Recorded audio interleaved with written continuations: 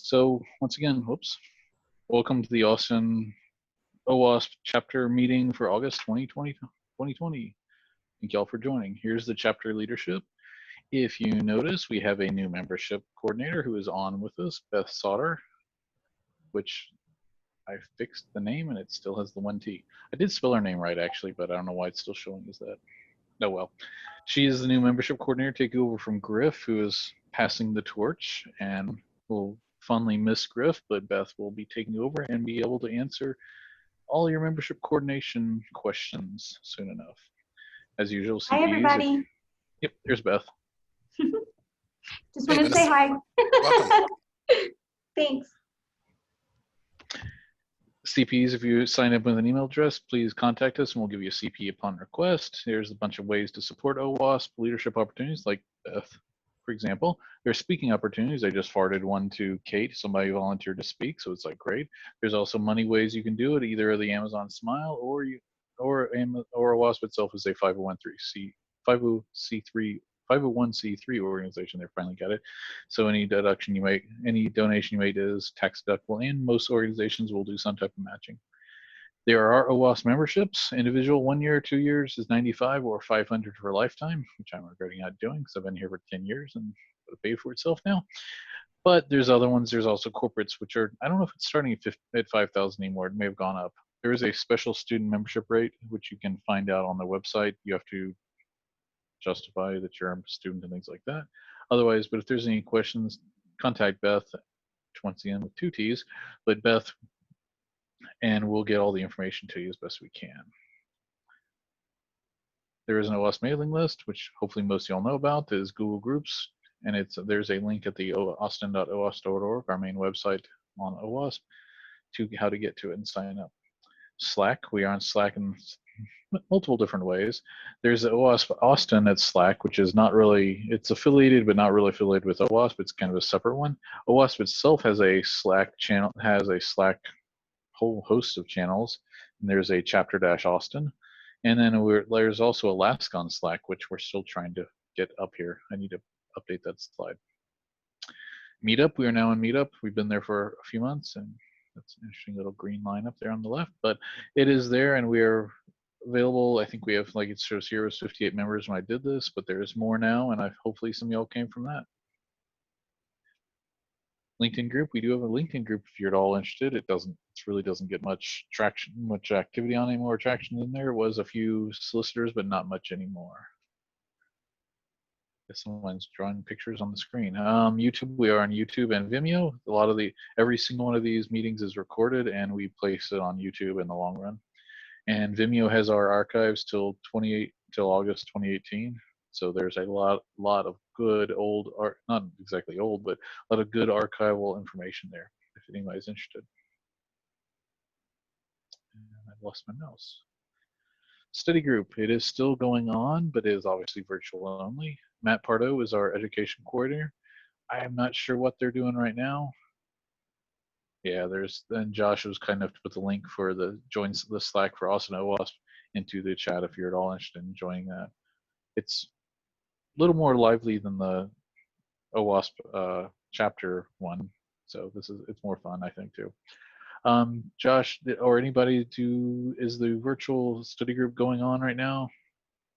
Yes, study group is still going on. I don't have any of the details, but they are still meeting and still going through some of the hacking stuff.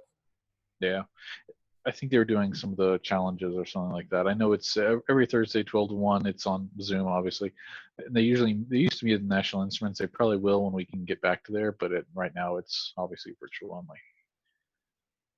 Unfortunately, LastCon was canceled this year, so we can be all sad, but enough said on that one. Will we be back in 2021 though? Austin Happy Hour is also canceled for September. We still have not gotten availability at Brass Tap or feel comfortable yet with opening that up.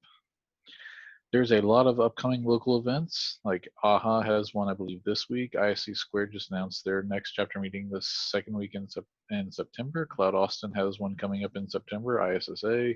All these groups, USATCon is a kind of a local regional conference. It was meant to be in May. It's been postponed, and they still have yet to update when they are.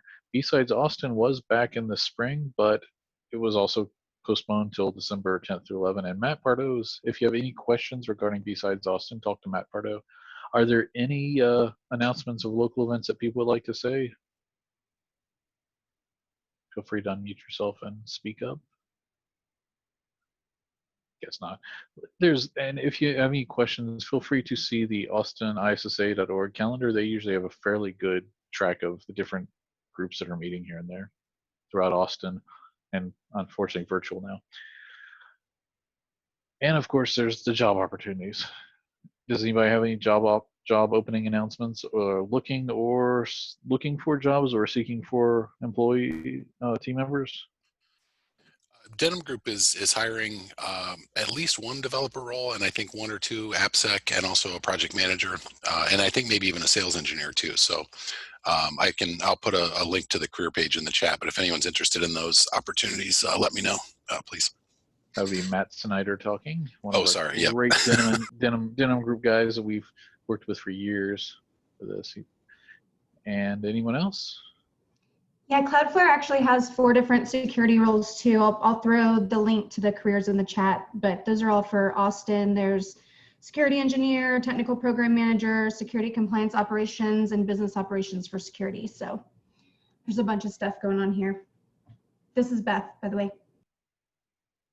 Very nice. Anyone looking? Good. I'm glad there's nobody looking, because that usually means we're all happy time. Speaking opportunities, Kate Rue is our speaking coordinator. She is on here. You may have got to listen to her planning her vacation to Port Aransas earlier if you were on then, which sounds very promising, and sounds like great time to get Kate out in the world again. But if you want to speak at OWASP Austin, Kate is the person to contact, and it's katembrew@owasp.org. Thanks, Kyle. Yes, ma'am. Okay. And now presenting, we have Claudia Diaz. Claudia comes to us from overseas. I have no idea how Kate got hooked up with her for this presentation, but I'm looking forward to it. She's going to be talking about mixnets, and she has been doing this for a while. I was looking at your CV, and it was like 20 years of cryptography and anonymizers and Tor and all these different areas. It looked really impressive, Claudia. So I'm looking forward to this. I know a few other people also mentioned when they came on that they were looking forward to it too. So it's like, I'd like to pass you control here, and see, I'll stop sharing if you want to share, Claudia, and away you go. Yeah, so thank you very much for the invitation. I'm very excited to be speaking today about strong anonymity with mixnets. And I need to, yeah. Right, so just to clarify, I have 2 affiliations. So I'm a professor at the University of Leuven in Belgium. I'm also chief scientist at Nym Technologies, which is a startup building a mixnet. Okay, so to get started, yeah, so what does it mean to be anonymous? Just to clarify what we were talking about when we talk about network anonymity. So originally, anonymous is a word that comes from Greek, and it means without a name. So to be anonymous means to be nameless, to not have a name.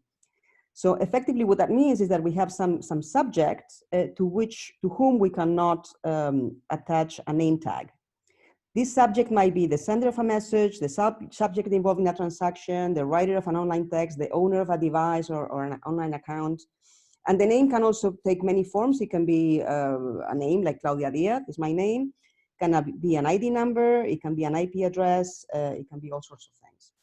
In this presentation, I will mainly focus on IP addresses as names, because in network anonymity, what we try to do is to conceal the network name of participants, and the network name of participants is their IP address or other network identifiers.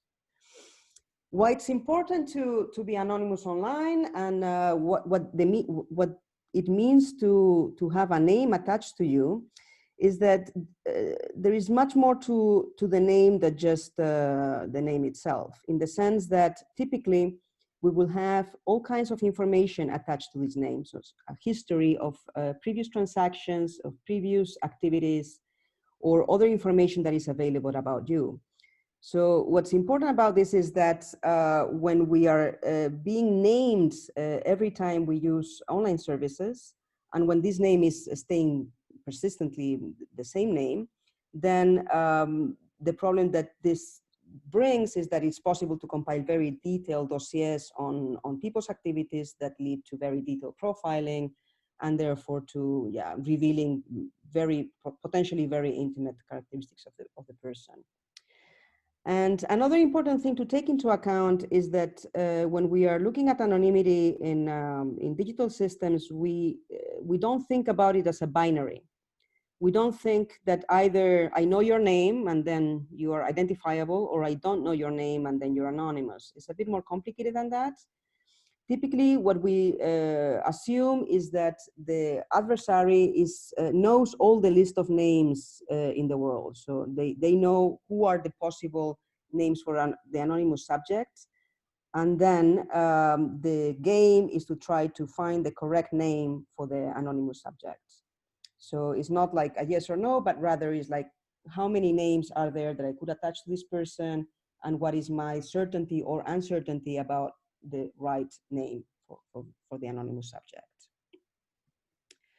So when we want to be anonymous while conducting an online activity, basically we would have Alice that goes online through the internet to some service, and she wants to present, she doesn't want to present her identity at the other end, so she wants to be nameless or anonymous. So how do we model this in terms of security? And if we think about the classical secure communication model, where we have Alice and Bob and they communicate with each other, and there is an adversary Eve, there is in between the communication channel between Alice and Bob, who tries to either violate the confidentiality of the message by being able to read the content, or wants to impersonate Alice and therefore violate authentication properties of the message, or who wants to mess with the content of the message, violating its integrity. Now, if we see this picture, it is actually very difficult to model anonymity in this picture, in the sense that the kind of basic assumption here is that Eve can see that Alice is sending a message to Bob. And somehow that would be a game over already from the beginning, because the whole goal of an anonymity system is that it's not possible to tell that Alice and Bob are communicating with each other. So who is the correspondent of the other, of each of the sides? So we need something more like this in anonymity, which is basically we have a set of Alices and a set of Bobs, and the question is which Alice is communicating to which Bob. So this comes back to the bag of names that I showed in the previous slide, in which anonymity is not just about a yes or no question, it's about who is the potential set of people that could possibly be the subject of interest. In terms of adversaries, we also have to be more fine-grained. The adversary might be only at Alice's side, only at Bob's side, only at some parts of the infrastructure, or it might be a global adversary, which is very often considered in these systems, meaning that the adversary is able to observe all the network, all the links in the network. So one of the important takeaways, points that I want to emphasize here is that you cannot be anonymous on your own, okay? You need a crowd of other people in order to be anonymous. So being anonymous in the way we conceptualize it in digital systems, in networks and for online activities, is that you basically have to hide in a crowd, and you are anonymous because it's not possible to tell which of the people in the crowd is the one conducting the transaction. I also say a crowd of diverse people, because diversity can be extremely important in anonymity systems as well. It's not just about the number of people, but also how diverse are these people. So just to give an example, imagine that we have an anonymity system that is only used by the police. Okay, so they don't want to reveal the identity of the, of the policeman making an investigation, maybe looking up some information online, maybe trying to infiltrate some criminal group. So they use an anonymity system. And then all the police people use this anonymity system such that the messages that come out of the system, you cannot tell whether this was Agent Jimmy or Agent Joe, right? Now, for the purposes of such a system, that might be quite useless in the sense that maybe what is important is not just to know, it's not to know whether it was Jimmy or Joe, but there's the fact that it's a policeman that is trying to infiltrate the online system, right? Or the criminal network or whatever they are trying to do. So that illustrates why when you want to be anonymous, you are more anonymous when the crowd in which you are hiding is more diverse, because that gives less information about who you are or attributes about you, who you might be and what might be of interest to you and what profile you actually have. Another point that is important to emphasize is that there are identifiers and information leakage at many layers in the system, right? So your mobile device might have a radio fingerprint that is distinct from other mobile devices. So maybe I'm able to identify you based on the radio fingerprint of your device. Network IP and metadata, traffic data, can be revealing of who is the person conducting a transaction. We go to the application. Maybe I can fingerprint your device of the software you're running on your device in order to recognize you and identify you and track you over time. And other things such as any persistent behavior you might have, such as your writing style or any other things that you typically do that are unique to you, might be exploited to identify you. So the other big point I want to make about anonymity is that the leakage that enables the anonymization can occur at many layers. And it's important when you're designing an anonymity system to understand which layers play a role and to ensure that you're not undermining the anonymity provided at one layer by providing identifiers that enable the anonymization at another layer. Here in this talk, I'm focusing on the network layer. So I'm mainly thinking about metadata of network packets, such as packet timings, packet sizes, to and from of packets. Okay, so if we want to have privacy preservation at the network layer, what are the specific properties that we want? So of course we want confidentiality of content. I mean, this is simple. We can use end-to-end encryption to achieve that. We might want to achieve anonymity, but then how do we conceptualize anonymity? And is anonymity just one thing? Actually, anonymity can take many different shapes, and I will just here illustrate 3 of them, even though one can be more specific. And there was a paper last year looking at privacy concepts in anonymous communication systems, and they identified 28 notions, because you can start pulling apart, all kinds of features and conditions, and you can kind of be more fine-grained. Here I want to focus on 3 main properties. One is sender anonymity. Sender anonymity means that I can send you a message and you will not know who I am, who sent that message. So that means that, the sender of the message is protected, is anonymous. A different property is receiver anonymity. Receiver anonymity means that I want you to be able to reach me without knowing my network address. So this is much more similar to, if you're familiar with Tor, with, for example, hidden services, where you're able to access a service without actually knowing its IP address or the network location. This is actually much more difficult to achieve than sender anonymity. And in many applications, what you want is actually anonymity towards third parties, meaning that the sender and receiver maybe even want to authenticate each other inside the channel, but they don't want other parties to know that they are talking to each other. So this is the easiest to achieve because you just need to protect against third parties, and you don't need to keep anonymity between the sender and the receiver.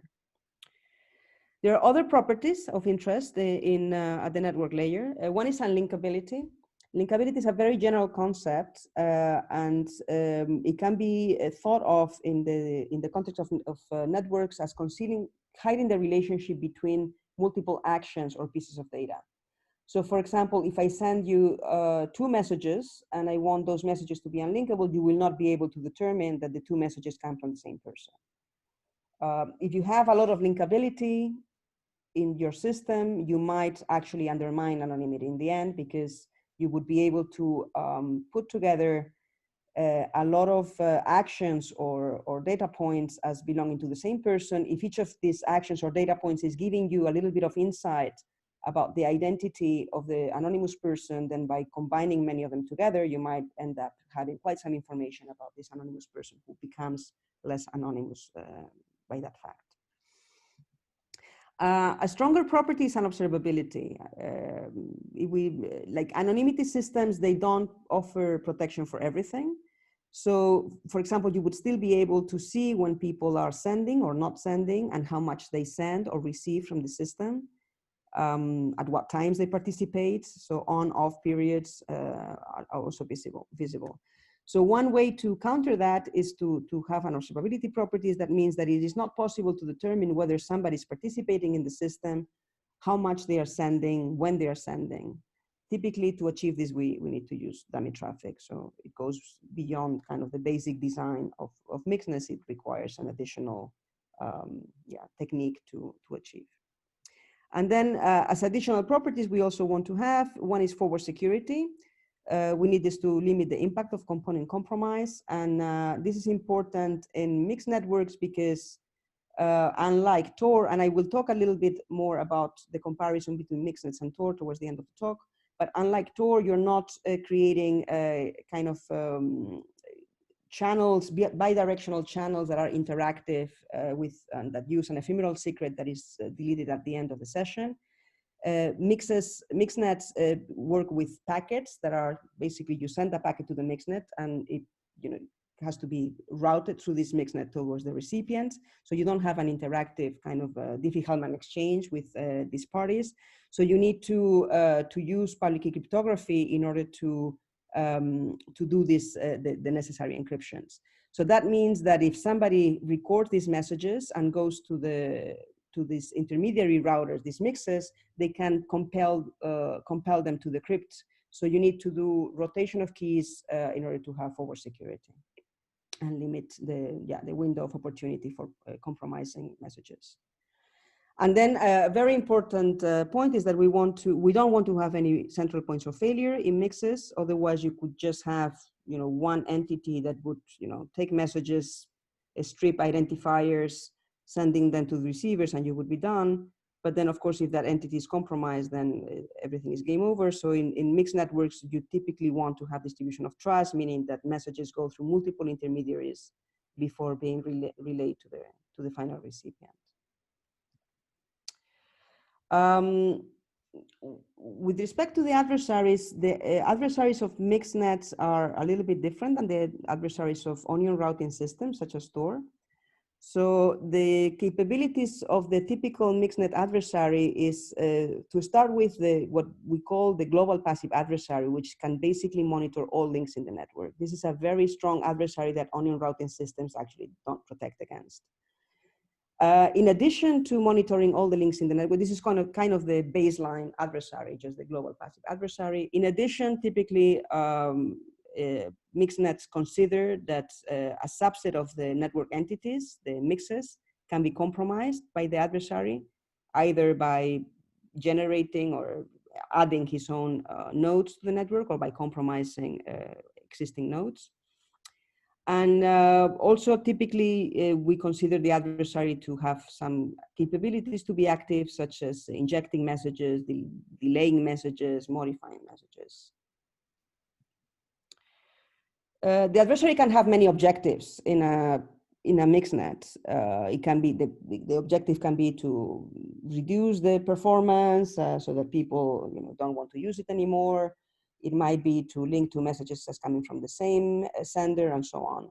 But the most important objective, kind of the basic thing that the mixnet provides and the adversary tries to break, is to link a sender and a receiver as having communicated. So basically, if you have a received message to see who's the sender, or if you have a sent message to guess who is the receiver. There's some important limitations for adversaries as well. So when we are doing mixnet analysis, we are relying on traffic analysis, which is a statistical analysis of network packets. And we consider that the crypto is perfect. So the adversary cannot break the crypto primitives, and it cannot see what happens inside of the nodes that are honest and not controlled by the adversary. And as I said, the attack method is basically statistical analysis of metadata. So that means, in mixnets, it's typically the case that all messages have the same size. So the elements that the adversary uses to do traffic analysis is basically the timings of messages, and the two from in each of the sections of the routes, and knowledge, of course, of the algorithms that are used in each of the mixes and the routing that is implemented by the network. So going to kind of the MixNet design, looking at the more basic building block, which is the mix.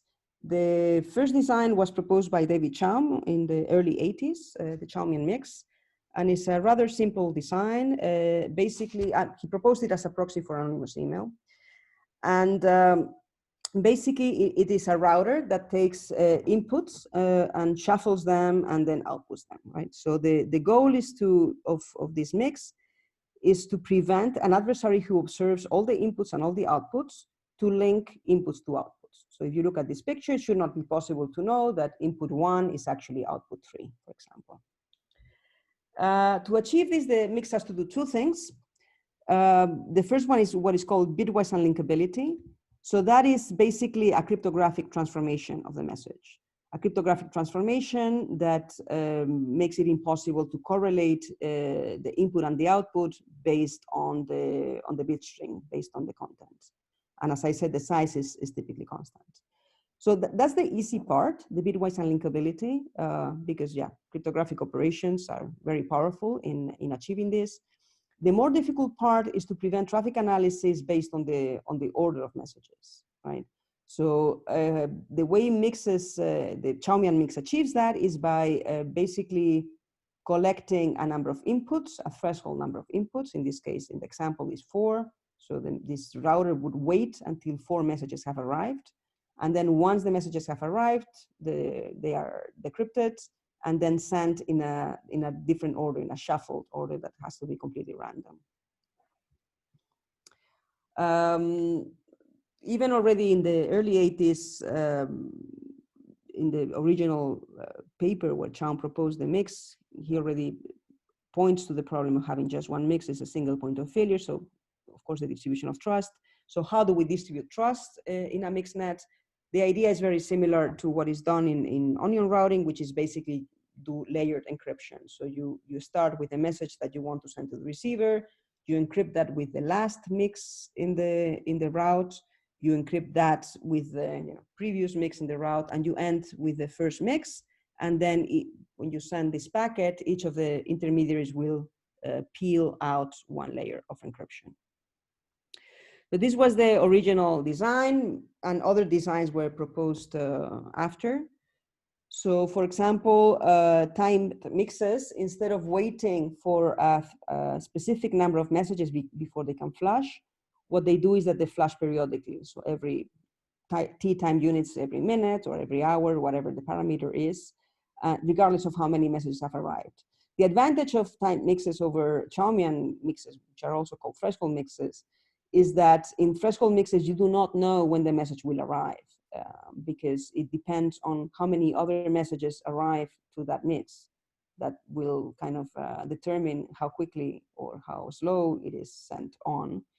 Well, in time mixes, you would know that it's gonna be sent after t time units. And what you have uncertainty on is how many other messages will be accompanying it, so you don't know about the anonymity. So in one case, in Chaumian mixes, you have kind of a guarantee on the anonymity and you don't know about the latency. In time mixes, you have a guarantee on the latency, but you don't know about the anonymity. You can also have combinations such as optional flashing conditions. Okay, I send every hour, but only if I have more than 50 messages, for example. An important modification was what is called pool mixes. So pool mixes, they collect a number of messages and then they send out, when they hit a threshold or a timeout, they send out only a subset of randomly selected messages and the rest they keep for the next round. So if you have a pool mix, for example, with threshold 100 and pool 40, the mix would receive 100 messages, and once it receives the 100th message, it would randomly select 60 messages, send them out, and keep 40 inside. And then again, receive 60 messages to get to 100, and again, choose randomly 60 of them and send them out and keep 40 for the next round. So pool mixes have much better anonymity properties than Chaumian or time mixes, because now you don't have anonymity sets that are kind of very constrained. So for example, in a Chaumian mix, if your threshold is 100, then you would have your message, your anonymity set would be basically that 100 other messages. In pool mixes, the fact that you are kind of remixing older messages with newer messages means that once I send a message to the mix, every other future message is possibly, there is some probability that is bigger than 0 that this is my message. Of course, this probability goes down over time, and it becomes very small after a few rounds. But that means that basically substantially increases the amount of anonymity. And another interesting modification is what is called stop and go or Poisson mixes. They function with a different principle. So instead of using a shuffle, in these mixes, each message has an individual delay, and this individual delay is taken from an exponential distribution. Normally, the delay is chosen by the originator of the message, by the sender of the message, that tells when the mix opens this message, it will see, okay, I have to keep this message for 7 seconds, for example. So what is nice about stop and go mixes is that they have an anonymity similar to that of pool mixes, because once the message goes in, there is a kind of exponentially decreasing probability that it will come out. And that means that the messages get mixed together even if they are sent at quite distinct points in time. The computation of the anonymity for stop and go is actually very similar to the one of pool mixes because of the memoryless properties of exponential distributions, meaning that if, let's say, 4 messages have arrived in the mix at different times, and then 1 comes out, all 4 are equally likely to be the first one to come out, even if each of them has a delay that is taken from this exponential distribution. Another advantage of having delays picked by the sender is that you can predict delivery time, because if I know my message is going through 3 mixes and it's going to spend a number of seconds in each of them, I can kind of aggregate that, have an estimation of the propagation time in between these routers, and then I can predict when the delivery will take place. Okay, so as I said, mixes are not used in isolation. They are used in networks in order to distribute the trust and not have a single point of failure. So that even if some of them are compromised, we still have some anonymity. So of course, there are many questions that come up when designing mixed networks. So for example, what is the topology of this network? Is it possible to choose any route, any combination of mixes to route your message, or should you have a constrained choices for the routes? It turns out that actually of the four topologies I'm showing here, it turns out we did a study, and stratified actually provides the best properties in terms of having the best anonymity properties on the one hand, and on the other hand, being very simple to analyze, very efficient to analyze, so that when you have a design that is stratified, you can actually have pretty good computation of what anonymity you would have given a certain usage scenario. While in free routes, the computation of anonymity is a nightmare. It becomes kind of hyper complex, and some papers were proposing really complicated methods to approximate the anonymity you would get in free routes. So, I mean, knowing that stratified actually provides better anonymity properties, that's quite cool to not have to go with a complicated network, but be able to have something that is simple. You have to make many choices. For example, who selects the routes? In source routing, the sender picks the full route. That means they have to have full knowledge of all the routers in the network, all the possible routes, and they have to be able to do these encryptions and all of that.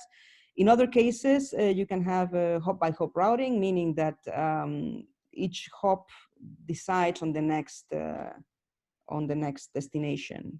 that brings some attacks like root capture. If you have a malicious intermediary, you might have problems. So generally source routing is considered better but of course has more overhead because you have to distribute the directory to all senders. What about reliable transport? Most traditional mixnets did not have reliable transport, particularly any mixnet that uses something like a Chaumian mix or a pool mix. It's very difficult to have reliable transport because you have no estimation on when the message should be received. So how do you have even a timeout to know that maybe the message has been lost?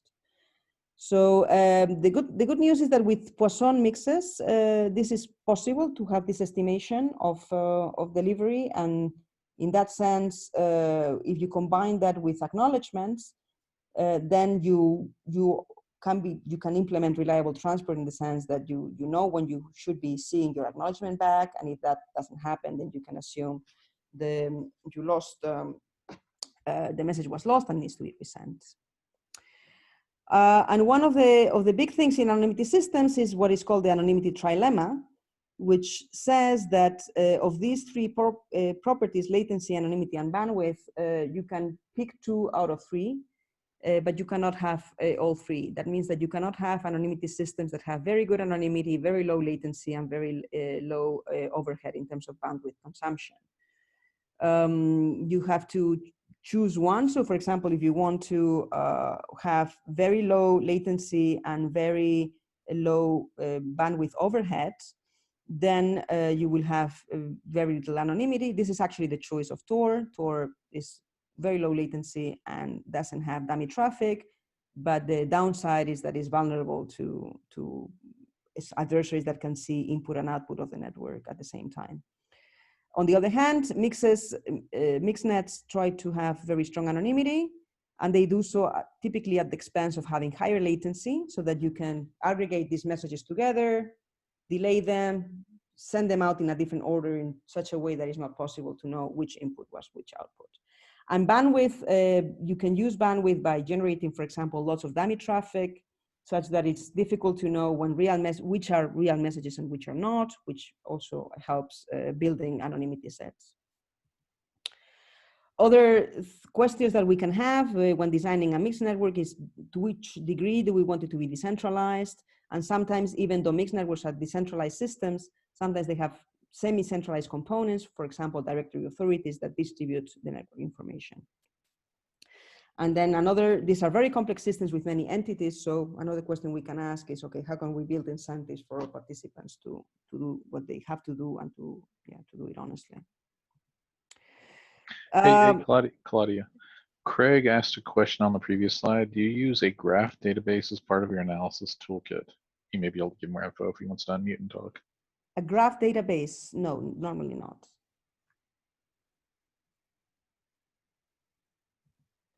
Craig, do you want to unmute that and clarify or ask anything that's specific? So, I mean, what we use normally to do analysis of mixed nets, what we usually do is simulations. Because if you want to record the real traffic in a real mixed net, first of all, you would have to have probes all over the internet. You would have to be the global passive adversary yourself. And second, you would be possibly endangering some users if you perform that kind of surveillance yourself. So what we typically do is to generate networks with the parameters that we want to test. And then you generate a user base with the expected user behavior. And then you basically generate this traffic, route this traffic, perform the observations that global passive adversary would get, or adversary, whatever adversary, global passive plus corrupted nodes. And then using the observations of times when messages coming in and out, senders, identities of senders, receivers, intermediaries, and so on, and knowing which algorithms are being used for routing and for mixing, then you basically, do statistical analysis in order to see which is the probability that a given output was sent by each of the senders, of that a given input was sent to each of the receivers. Did that respond to your question?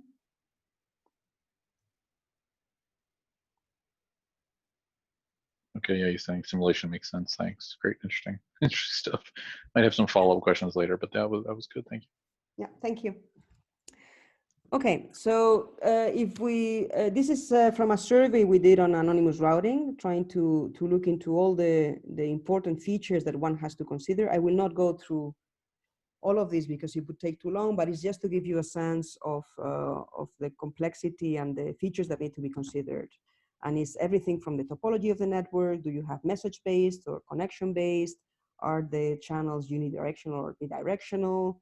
Who decides on the routes?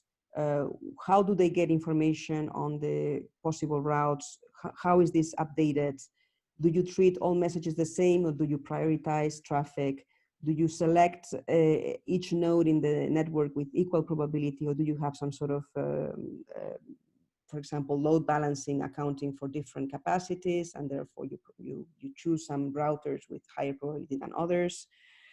Yeah, I mean, you can, I'm happy to elaborate if you have specific questions, but it's just to give you a sense of, you know, the number of features that need to be decided when designing an anonymous mix system. So another technique that is often combined with mixnets is dummy traffic. And this is done in order to strengthen anonymity and achieve unobservability properties. Dummy traffic are fake messages, empty messages that have no content and are just introduced in order to confuse the adversary. They have to be, of course, indistinguishable from real traffic, at least while they are in transit in the network. So when a mix is receiving messages, it cannot tell whether a given message is a dummy message or a real message. Yeah, they increase anonymity, enable unobservability. And if you design a dummy traffic strategy, there are also many questions that you need to tackle. Who generates these dummy messages? Is it the end users? Is it the mixes, or is it both? Normally you want both. You want users to generate them so that you have kind of end-to-end properties, and you are able to provide unobservability for users. Because here the mechanism is that if as a user I am sending dummy traffic, then you're not able to tell whether I'm sending something or not, because even if you see me sending packets to the network, it could be that I'm doing nothing and it's just dummy traffic. And mixes might want to generate dummy traffic in order to do some network monitoring, quality of service, to see whether the packets are coming back, especially if this dummy traffic is designed in a way that the end receiver is the entity that generated. So yeah, this is about the destination. Do you send it to some randomly chosen user, to some random mix, or do you send it to yourself? There is advantages in sending it to yourself in the sense that you can know that you expect to see these messages as a receiver to yourself. And if you're not seeing them, then that can indicate that there is some problem in the network, either congestion or maybe some sort of attack. How often are you generating these messages? Do you have a deterministic algorithm? You generate a message every minute, or do you randomize this? Do you have some, Poisson process to decide when to send a dummy message? Are these dummy messages depending or independent of real traffic? Am I just having a Poisson process, generate messages whenever it, according to its Poisson parameters? Or am I, for example, generating fewer dummies when I'm generating real traffic and more dummies when I'm inactive, in order to have an activity, an observable activity that looks more or less constant? And what about higher order correlations? This is a very hard one. So if, for example, you're trying to have dummy traffic that covers for conversations in, let's say, instant messaging, you might need to account for how people, when they receive an instant message, they are likely to reply, and then you have a back and forth, and you might need to have this behavior emulated in the dummy traffic strategy, as otherwise it might be visible when the user is active or not. Other things might make it distinguishable. So a couple of attacks that are important when we're talking about mixes and mixed networks. One is what is called the N-1 or blending attack. And this is an attack in which the adversary basically makes the target a target message mix only with adversarial messages, right? So the steps are, first, the mix needs to be empty of legitimate messages. If you're working with a Chaumian mix, you just wait until there's like the mix flashes, and then after flashing, you know that it's empty. Then you let the target message into the mix. In this case, I chose I4. It's a bit green if you see in the image. That's the target. And then you feel you make sure that the mix only contains the other messages contained in the mix are attacker generated. Okay.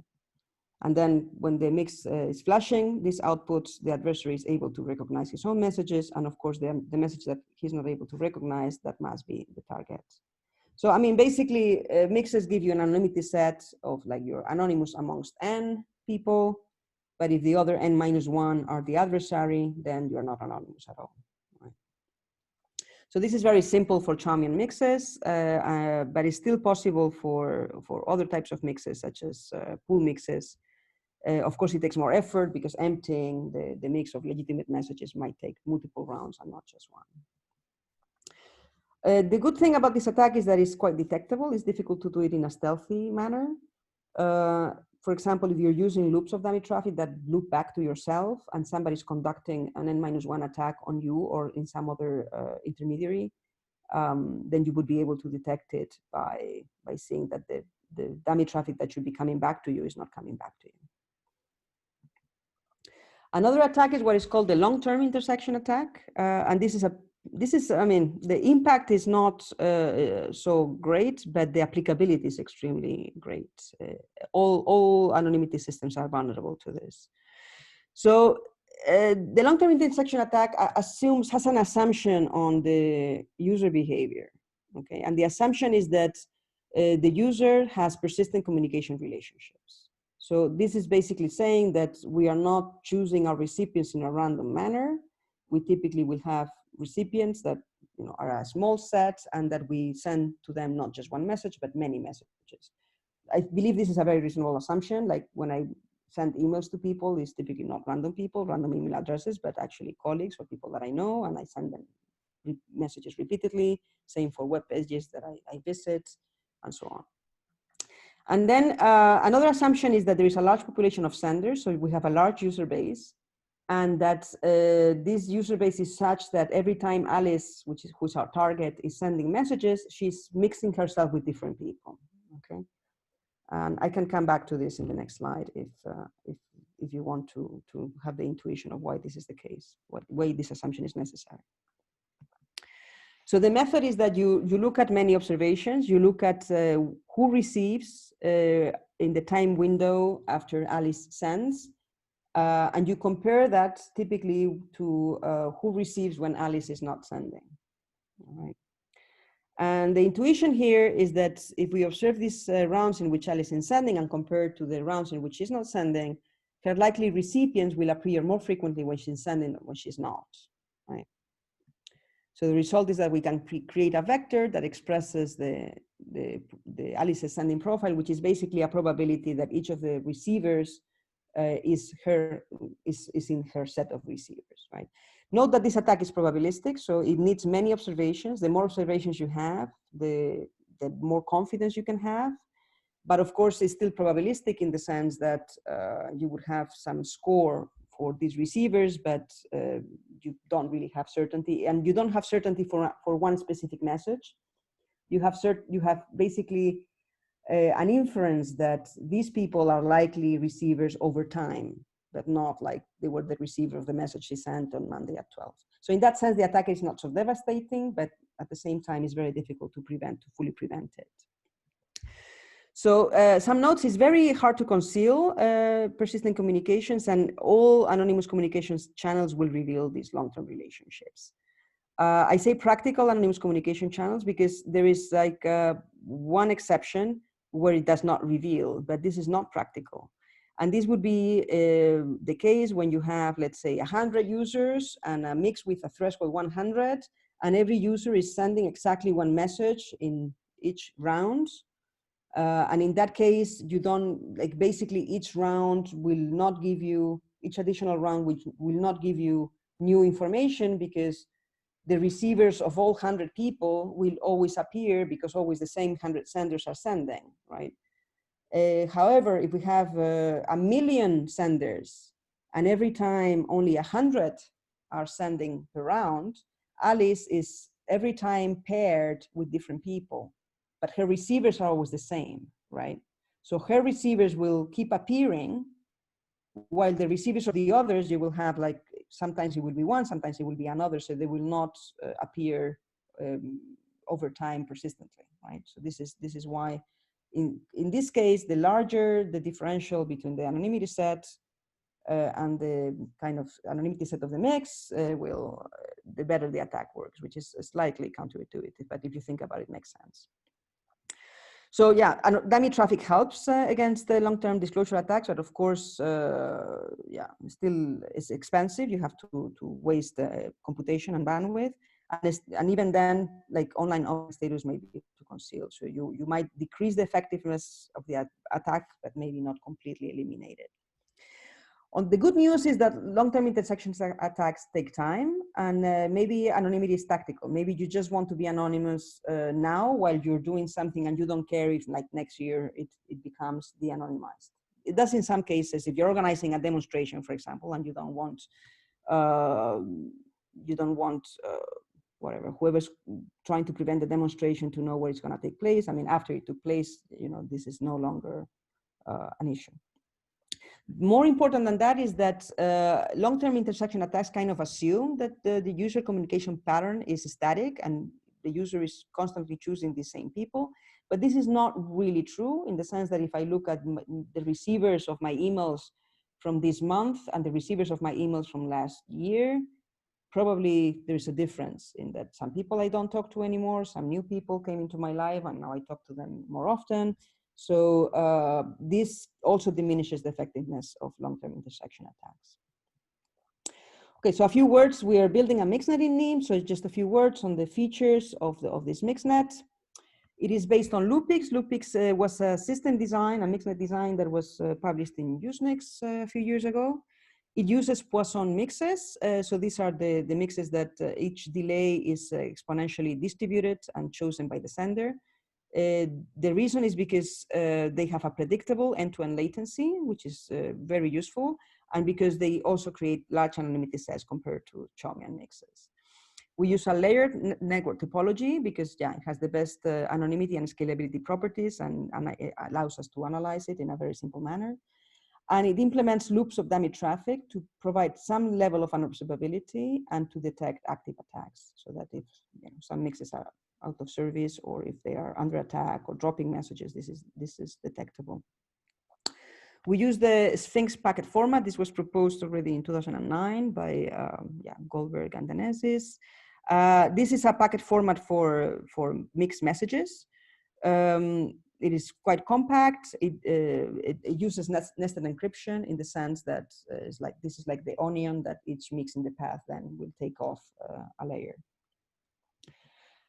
It provides per hop bitwise unlinkability, meaning that input and output are completely unlinkable on the basis of of how they look, these two packets. The only way to link them is to have the secret key of the mix, which should not be available to the adversary if the mix is honest. It has tagging attack detection. Basically, if some bit is changed in this Sphinx packet, then the packet is dropped. So that is not possible to kind of try to see which malformed packets are coming out of the network. It has replay attack detection. So this is done by mixes basically record the kind of initial field that is present in the packet that is used to derive the secret key from which the mix performs the transformation, the cryptographic transformation of the packet. So they keep this first element of the packet for the duration of the epoch. So in each epoch, the network basically updates the mixed keys in order to provide forward security. But within an epoch, there is the same key being used. And the mix will keep a database of these tags, and if the same tag appears again that means that the message is being replayed and it should be discarded. Sphinx has what is called single-use reply blocks. So this is a really, really cool feature.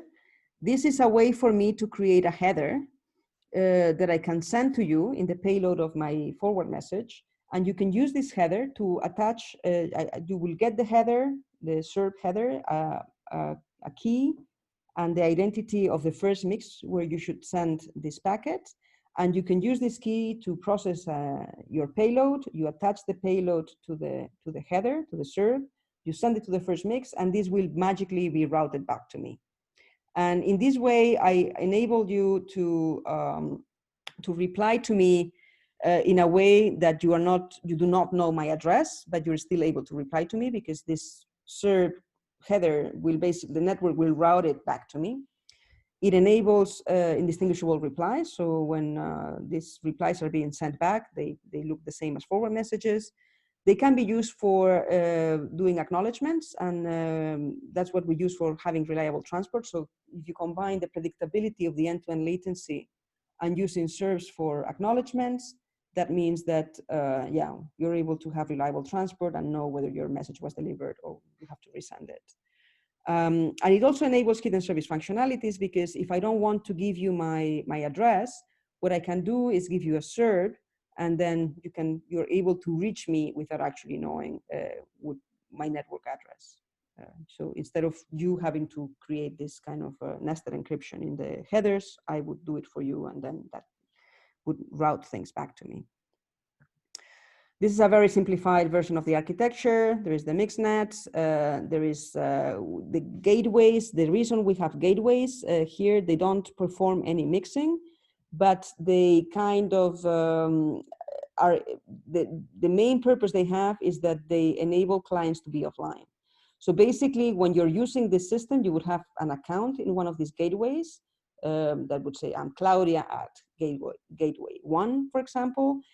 And that means that I specify this gateway as my return address as well. So if I am offline, when a message comes back for me, the gateway will just put it in my mailbox. And when I come back online, I can just pull my messages. The arrows here represent like one full cycle of sending a message and an ACK. So it starts with the red arrow. So a client would access the mixnet through the gateway. And the red arrow goes into the mixnet, it gets routed and comes out as the purple arrow, which goes to the gateway of the receiver. In this case, the receiver is not another client, but it's actually a service, because yeah, we can have both end users and services, you know, being hooked to this network, sending and receiving messages. And the gateway, which is always online, is the one who will unpack the SERP that contains that is used for the acknowledgement, send it back to the network, and that will be routed back to the client, who can now be sure that the message was received. Now, in addition to that, in addition to that, there's actually there's a set of validators that maintain a blockchain, and this blockchain is used as a broadcast channel to have the global network parameters so that everybody can have the same view of the network, the descriptors of nodes, so that you know which are the addresses and keys of the different entities in the network, the mixes and the gateways. And it's also used for quality of service measurements. And I will say a bit more about that. So some of the features, as I said, is reliable transport with using the SERPs of the Sphinx, that clients can be offline and still receive messages. Otherwise, yeah, this is otherwise quite a problem if you don't have an interactive system like Tor, and you just have to rely on the receiver being online when the last mix outputs the message. It can support a diversity of services. This is an additional feature I didn't speak at all about, but it's integrated with anonymous credentials, so that enables providing anonymity not just at the network layer, but also at the kind of identity layer. You're able to prove properties about yourself without identifying yourself in a unique manner. So that's pretty cool. And for quality of service, we have a method that we're working on for decentralized and accurate measurements of the quality of service. The quality of service is basically the drop rate in our case. So a mix is doing well as long as it's not dropping messages or keeping them for longer than they should. The method is based on statistical sampling. So it's like the secret shoppers. You basically generate some measurement messages that are generated in a kind of deterministic manner. We use a VRF, verifiable random function, to do that. We build on the replay protection mechanism. So these tags that are kept in the mixes per message in order to prevent replays. What we do is that we put them in a Merkle tree, and at the end of an epoch, the mixes and gateways, they commit to the Merkle root of the tags they have seen. And then when the generators for the messages are revealed, everybody publicly can reproduce all the measurement messages that were generated in the previous epoch, and then the mixes can prove that they actually committed to those messages, that they actually put those tags in the Merkle root. They can open that and prove that they didn't drop the message, that they actually saw that message. Okay, so a few words on how mixnets are similar and different from Tor. What is similar is that both are source routed systems. That means that the sender, the initiator, is the one picking the route. It's not like a hop by hop system like other anonymous communication networks. The packets, it's an overlaid network with multiple hops. What is different is that Tor is connection based. So that means, interactive sessions that have packets in both directions, and then they're torn down. Well, mixnets are packet based. So the routing information has to be in each packet, and each packet is routed through a different route. Tor does not add latency, while mixnets do. This fundamentally changes the security properties in the sense that Tor is vulnerable to end-to-end confirmation attacks. That means that if the adversary is able to see the sender and the receiver at the same time, by counting packets and looking at the timings, you're able to have quite good assurance that a certain input is the same as a certain output. In the case of mixes, that's not possible. The best you can do as adversary is long-term intersection attacks, which are much weaker than end-to-end confirmation. And of course, the threat model is different in the sense that Tor is designed to resist local adversaries who can see only one part of the network, only the sender, only the receiver, while mixnets are designed to resist global adversaries that see all communication links. And then dummy traffic is possible in both systems, although Tor does not implement dummy traffic, to my knowledge. And that can strengthen the anonymity and unobservability properties. Okay, so takeaway points. Anonymity needs to be protected at all layers. It is very fragile. All the work you do in one layer can be completely destroyed if you are leaking identifiers or somehow, information that enables identification at other layers. So this is in many cryptographic protocols, they do amazing things. They do really fancy stuff to have anonymity at the application. But those types of protocols, if they don't have anonymity at the network layer, then everything is lost because you can still identify clients by their IP addresses, for example. So very important to remember is that you cannot be anonymous on your own. So if you want to be anonymous, you need a crowd, and you need to blend into the crowd. And the bigger the crowd and the more diverse the crowd, the more anonymous you are. In terms of adversaries, there are many possible adversaries, so it's important to be precise about the capabilities and objectives. Are you trying to defend against local adversaries like Tor, or are you trying to defend against global adversaries, as in the case of mixnets? And what is this adversary trying to do? These are complex systems with many features that need to be, and many parameters that need to be fine-tuned, and these parameters come with trade-offs. So if you want to have stronger anonymity, you might have to pay either with higher latency or with higher bandwidth overhead. It's not for free. So you need to have a good understanding of your application and the kind of requirements that you have for latency, for bandwidth, and for anonymity, and try to find the sweet spot that achieves the best possible trade-off. If you want an observability, you have to use dummy traffic. Otherwise, just with shuffling or anonymizing, that is not enough. And mixnets are an alternative to Tor that are packet-based instead of connection-based, and high latency instead of low latency, but they provide much stronger anonymity, and they have received attention in recent years. Mixnets are older than Tor. As I said, the first design is from '81. But then in the early 2000s, when Tor came along, a lot of work and energy has been put into onion routing and Tor. And yeah, in the last years, particularly since the Snowden revelations and the understanding that, yeah, the onion routing systems are not enough if you have very strong adversaries that really can monitor the full internet. They are kind of back in fashion as a stronger alternative to have anonymous communications. So thank you very much. That's all I have. I hope there's still time for some questions. Yeah, thank you, Claudia. That was very enlightening on the mixnets and every component of it that we have to think about. I'd forgotten about anonymity, that you really need a crowd to be able to anonymous, and not I really consider that. The only question I would have is the dummy traffic.